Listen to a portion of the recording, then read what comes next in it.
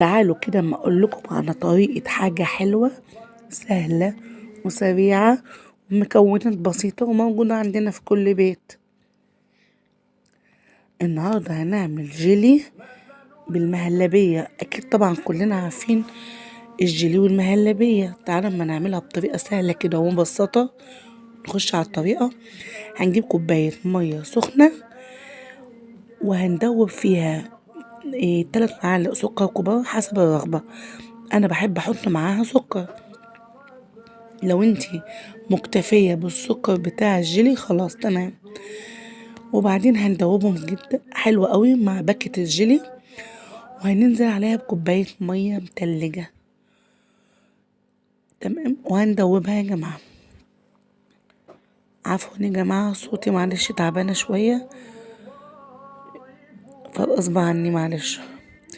هنا هنصب بقى في القوالب، هنملى نصهم كده جيلي.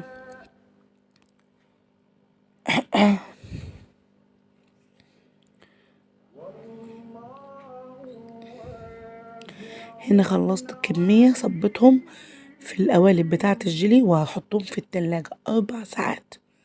تمام. بعد ال4 ساعات بقى عملت المهلبية.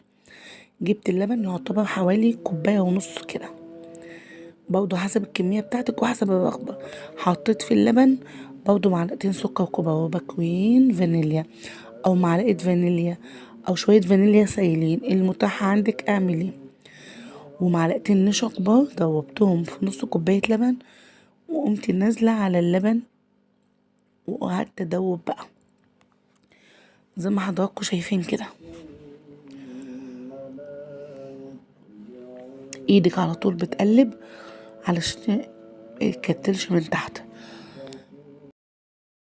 هنقلب باستمرار لان لو سبناها هتتكتل يا جماعة. لما حسيت ان هي تقلت معايا فجبت المعلقة دي حلوة جدا. قلبي بقى هتلاقيها بتتقل معاكي. عفوا يا جماعة والله الواحد متبهدل جدا. الحمد لله على كل حال. هنا خلاص القوام تقل معايا، انا عايزاها كده مش عايزاها مكتلة وتقيلة. هي كده كده لما هنسيبها تبرد هتتقل معاكي.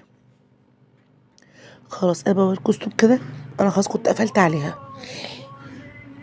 طبعا هتسيبيها تبرد علشان لو نزلت عليها وهي سخنة على الجيلي خلاص الجيلي كده خلاص هيكون ساح بعد ما جمدنا. هنا هحط كمية المهلبية على الجيلي هو مسك نفسه. انزل عليها بالمهلبية. قوامها كان حلو جدا كريمي كده يا جماعة. وهنحطها برضو في التلاجة حوالي ساعة تبقى زي العسل. طالعة جميلة جدا وكريمي وحاجة حلوة سهلة وسريعة وحلوة جدا للأولاد.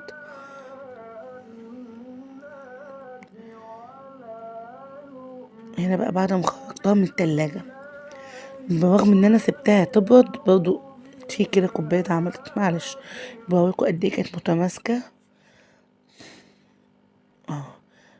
افتح معاكم كده علبة. كانت حلوة قوي يا جماعة. جربوها وقولولي ايه رأيكم في طريقتها وقد ايه هي سهلة ومكوناتها موجودة عندنا في كل بيت. يا ريت تجربوا طريقتي وتقولوا رأيكم في الكومنتات. مع السلامة. باي باي.